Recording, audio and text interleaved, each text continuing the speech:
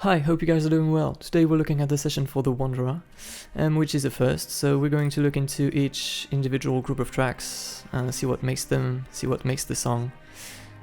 We are going to do this in sections, so first this is the intro, which I think isn't even on the EP. I think we cut it out because it was too long. But yeah, it's just pretty simple strings and a synth creeping in, building up the intensity for the big riff right now. Right, so why don't we just start with the drums, because I think it's one of the most important part of the songs. I really spent some time, lost some nights trying to dial in the right sound. I think my inspiration for the drums was fairly local by 21 Pilots, and then I kicked it up a notch with inspiration by Bring Me the Horizon. So let's just listen to the isolated drum bus. It's very compressed, quite squashed. There's many layers, as you can see. I think there's like 8 layers for the kick, 8 as well for the snare. Then you get the overhead and an ambient overhead. What do we have? Drums Crash, which is a live drum recording, which is just a hit. And then we'll get back to this later. So this is for the main drums. Then you get some electronic drums and percussion, like shakers. And I think... no, that comes later. So this is the drum bus for the intro.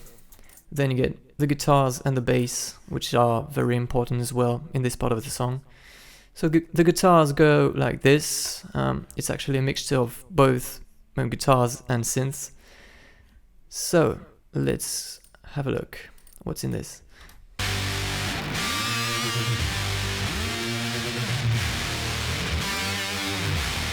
You can see it's sounding pretty hybrid. So there are 3 different layers, well, 2 actually going on. 3 different layers for the guitar. This one is pretty high frequency range stuff. And then this one, which is, I think, an octave down. Very dirty. I don't even know how I got this sound. It's probably an amp. And then this, which is the main guitar actually. It's a patch I use on quite a few MNTR songs, like Eye Contact has this one as well. It has this sound. And then of course you get support and additional movement with a synth, a dubstep kind of synth. I think I've used this synth as well in other tracks, which aren't probably even out now. But here's how it sounds all together, merging. Very layered as well. And then the bass, and it's basically it for the intro. It's just like drum, bass and guitars, but with a shit ton of layers in it. Sub bass, pretty classic. And also a live bass, which doesn't have too many effects on it, just the necessary, I guess. And so altogether it sounds like this. Oh, and of course, yeah, I almost forgot the strings. Very dramatic, very gothic even. Like, I think there's romantic inspirations like Rachmaninoff or Shostakovich.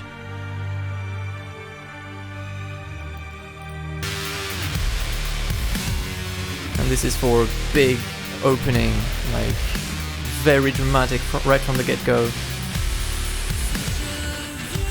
And then of course the verse. So less guitars, more vocals. Let's have a look at everything but the vocals first. So I have to mention Daniel Zambo, which is more or less the origin of the song. I actually listened to a track of his called You and Me, and somehow I instantly knew I had to start from there and build a song from myself. So we'll listen to the reference for this. So I just imported a track which is Daniel Zambo's song, You and Me. It's the actual song that pretty much inspired all of The Wanderer. So here's how it goes.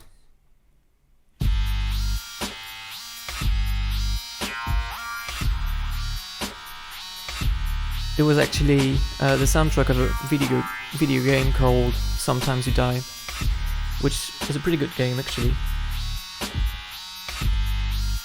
So you can definitely hear the inspiration right there. I'll just mute this. Right. So there's a whole folder called Zambo because I actually reached out to him saying how much this track had inspired me, and he very kindly came back to me with very nice samples from that song. He got the stems and sent me them.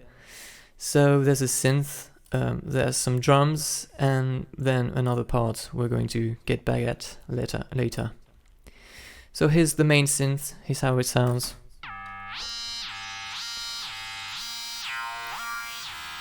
It's not actually the same chord progression as the original track, so I had a fair bit of stitching to do so it fits. And then there's a drum machine, which I think is so simple but so effective. It gives so much movement with so little.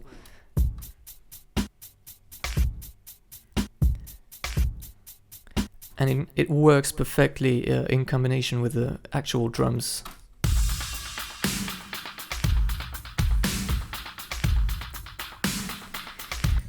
Which I think you can hear now. There's more percussion. This weird thing going on. Nothing special on the main drums, it's pretty much the same thing as the intro. Very straight beat, like, 1, 2, 3, 4. Doesn't get much more complicated than this. Then there's the bass, you also have an extra layer there. So in the intro you had 2 layers, live bass and sub bass. Now you have a filter bass as well, which is, you'll hear how it goes. It just opens up with each note. So it gives much more movement to the bass. I think it was inspired by The Handler by Muse, where you have that kind of effect going on during the verses. And I thought this was such a great sound, sorry. And you also have some guitar in some respects during the verses. You'll have ambient guitar following the vocal melody. There's a lot of effects here. It's guitar-rick stuff, arpeggiated, octavated. It's very, very wet, very, very ambient and eerie. And it serves as a kind of backing for the vocals, which go like this. I guess it's time to have a look at these. So lots of effects, lots of layers as well. Everything about this track is layering, basically. You have a reversed vocal, which goes on for pretty much all of The Wanderer. It acts as a kind of binder between all the different phrases. So it creeps in, fades in, and then such a beautiful way. So the lead vocals are auto-tuned to shit. This was a deliberate effect, not being unable to sing, which I think was pretty much the case at the time. But anyway, I actually have 2 layers of auto-tune. One is for the very robotic effects, and the other is just for subtle corrections for other parts of the song. And then you have, it's also very processed as well, so a lot of reverb. Isotope Nectar, which I don't use as much now, but it's a really good plugin. Then you have a vocoder, just like Walls of Sound. This song uses a lot of vocoders. So this is the main one. You can hear it all throughout the song, during the verses, the choruses, the breakdown. It's controlled by this track. It's MIDI. And then you have the Zambo vocoder, which is actually the vocals, but processed through this synth by Mr. Zambo. Sounds a bit dirty, doesn't it? So that's pretty much all the layers during the verse.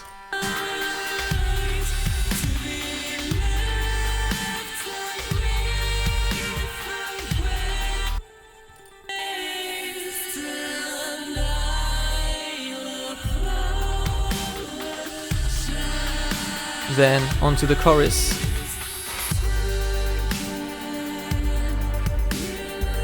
So there's a change in the chord progression. In the drums, it's a very much different section basically. So let's start with the drums. You have 16th note going on the hi-hats. Still a very straight beat, regardless. Yep.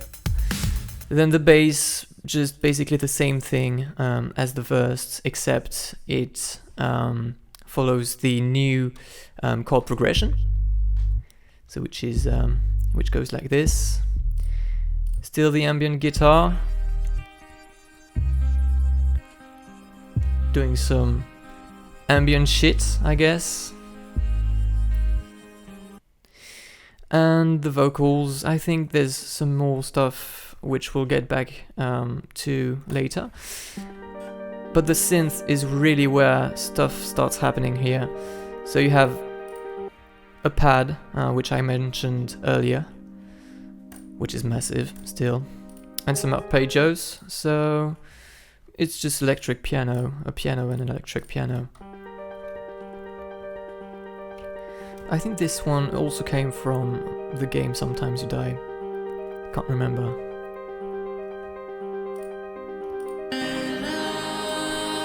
You can't really hear the synth all that much during the chorus. Also, there's an original piece by Mr. Zambo, whereas both of these were from the You and Me track.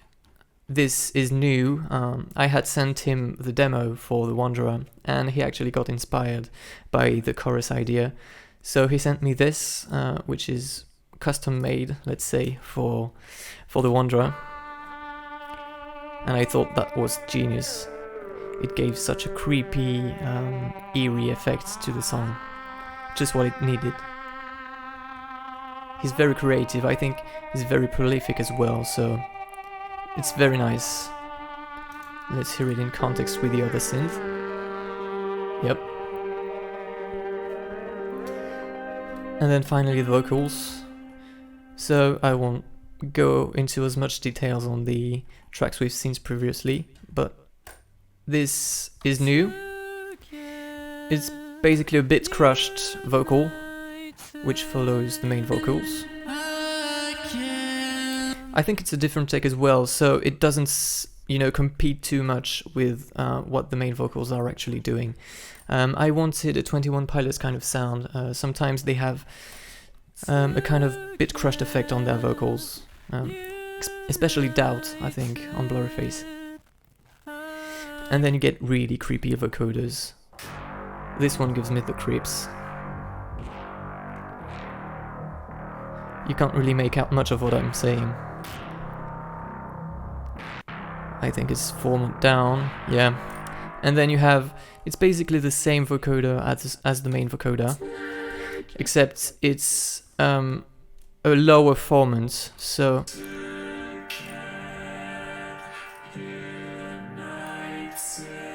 yeah.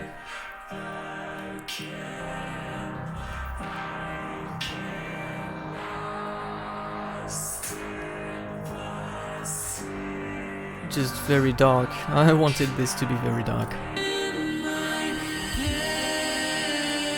And it all comes together in such, you know, such a good way. I think it turned out pretty well. Then it's of course the breakdown, which is a big part of the song. Originally it wasn't even in the song. It used to be chorus and then back to a riff, the intro riff. But I discovered Doomed by Bring Me the Horizon, and it just inspired me to make a fucking huge breakdown, basically. So, vocals first. Let's listen to them.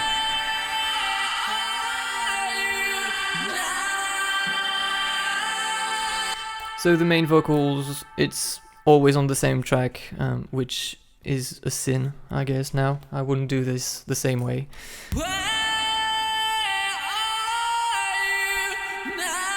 Yeah, pretty sloppy auto-tune here and there.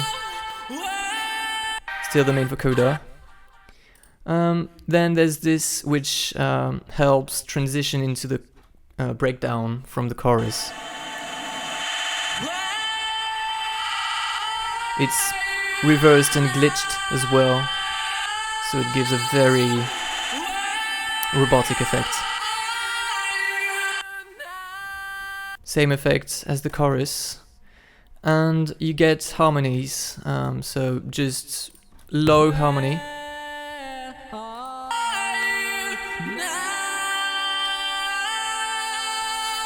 And you also have this, which works in tandem. It's like a call and response with the main vocals.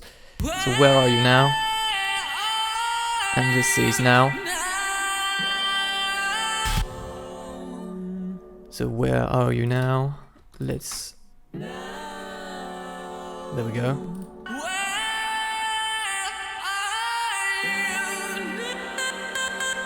Yeah, manual glitch for the win.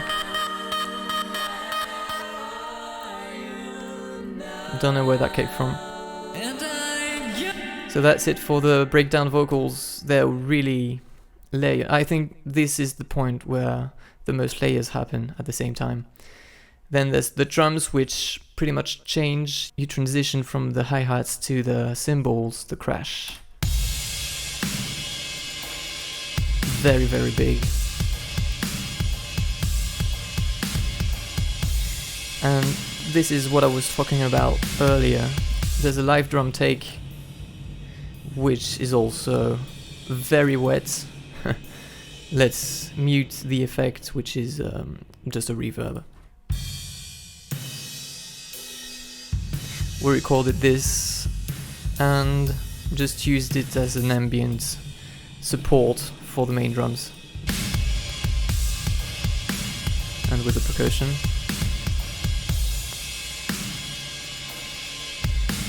It just moves, you know. The shakers don't sound like much, but I think they really carry the progression of the drums.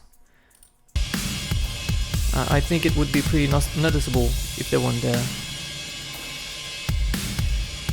The bass is doing pretty much the same thing now. Where everything really happens is in the guitars and the synths, so let's listen to them together. So first the guitars. Sorry. So these are the same guitar sounds as the intro. This is what I'm playing live. Just root notes. Very simple. And the ambient guitar still carries on during that part. For some magic, I guess. And of course, what the most important part of this section of the song is the synth, which I think is an Omnisphere patch, or two actually.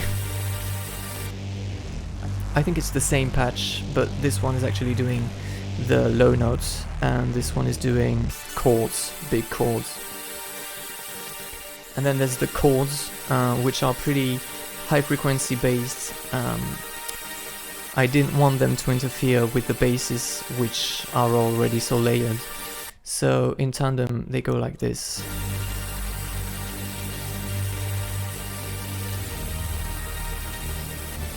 Along with the guitars. You can't really hear the guitars much behind the synths. The bass. So you get a very strong and legato sounding parts, but the bass also gives it some movement because it's individual notes and not a legato kind of thing. And the vocals and the drums. So along with the synths you get some strings going on, which don't sound too different from the intro riff strings. Again, they're very romantic sounding, I guess, very Shostakovich sounding, which I think was an inspiration on the track. And the addition of staccato strings, which go like this, just for, you know, more epic, just for dramatic effect, basically. So that's the breakdown, the first one anyway. Let's listen to a couple individual group of tracks together, see how it sounds.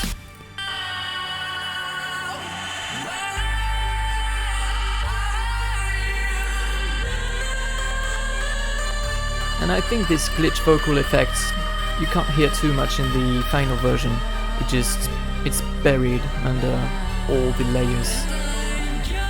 So on to the second verse. I don't think there's much to say about this, which is different from the first verse. So yeah, same drums, same everything.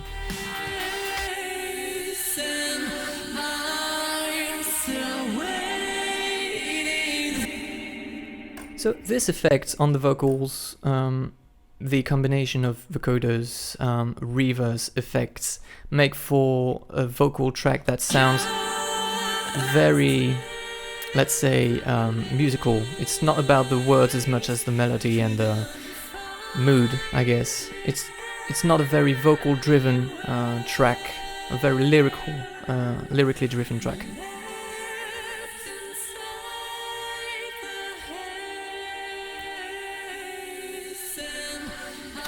Yep. During the second chorus, it's again pretty much the same thing as the first, except... Oh yeah, this was -3, I think. Same thing, except this time there's strings in the background. I think, yeah, this is the same thing as the intro strings.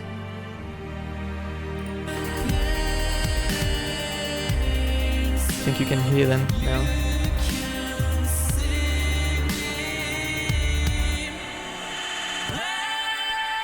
Glitch effect again.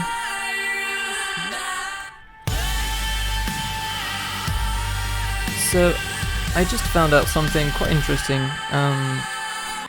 I thought that the second chorus was actually the one with all the strings all throughout, and the first breakdown was the one with just a section of it being having strings, basically. And it turns out to be actually the other way around, which is pretty interesting. It's been a while since I've come to this session. Again, nothing much to say here. It's a shameful copy and paste, I guess, of the first breakdown.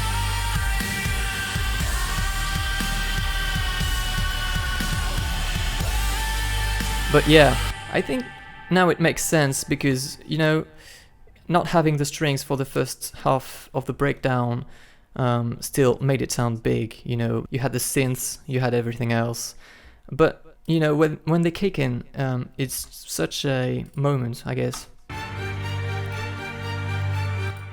So let's go there, and you'll hear it. It's more of a feel kind of thing. You're going to feel the strings coming in, just for this dramatic effect. I think you can hear it in your unconscious mind. And then there's, I don't know how this could be called, a violin solo, I guess, or a verse 3, maybe, without vocals. It's kind of like a verse in terms of chord progression and production, you know, it's basically all the same layers, except the lead isn't on the vocals, it's on a violin solo, which was performed live by a friend of mine. I even fucking auto-tune the violin, yeah, come at me.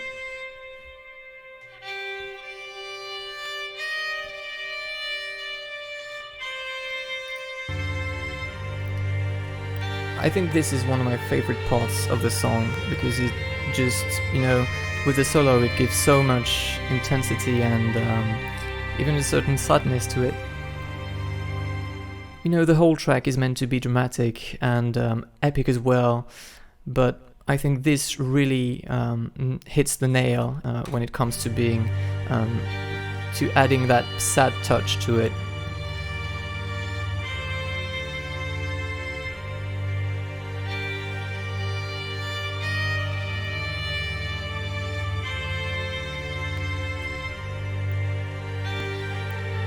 I'll let you just listen to it, because you can't really make out what's what in the final track, so this is how it actually goes. And then the outro, which we cut out for the music video, but kept for the EP, thankfully.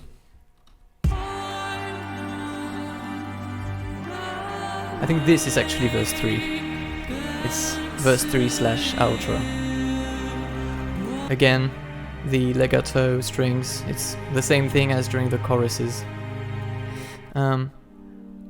Creepy synths. You have the ambient guitar. It's a bit clearer than during the rest of the song.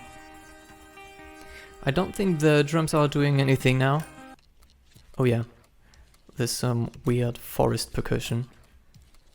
To me it sounded like a forest, so I called them that.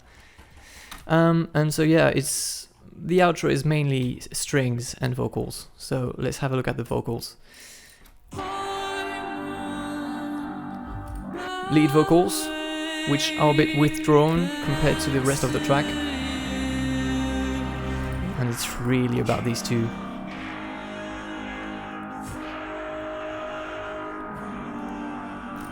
Lyrically, this song is quite creepy. It almost makes me sound like a stalker. So, in that regard, I wanted to really carry the notion and make it sound quite frightening, with a menacing sound, quite ominous.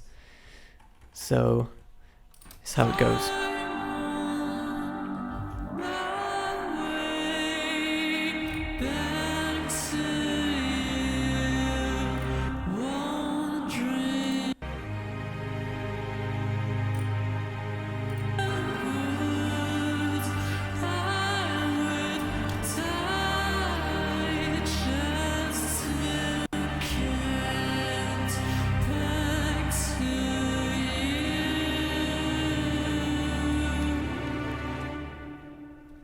Don't tell me there's a keyboard sound at the end.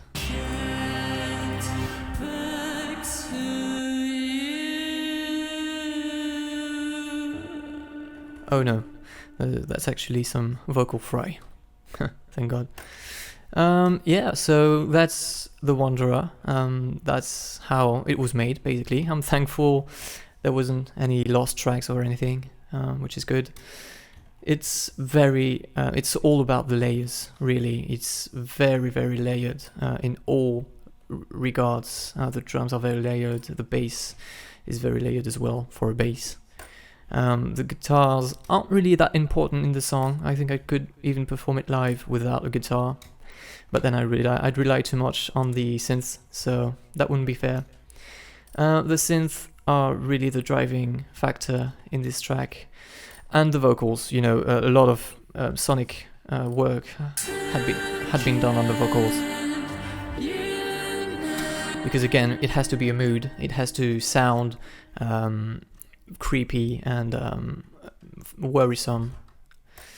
And of course, I'll have to mention again Mr. Daniel Zambo, which so nicely provided samples of his song You and Me for this actual track. Can't thank him enough. Besides, how great do they sound? I'd been listening to the song, to the original song for months, so hearing the isolated tracks really was fascinating. Also, one thing I think I did mention was the vocal melody was actually also inspired by that track. But here is a violin.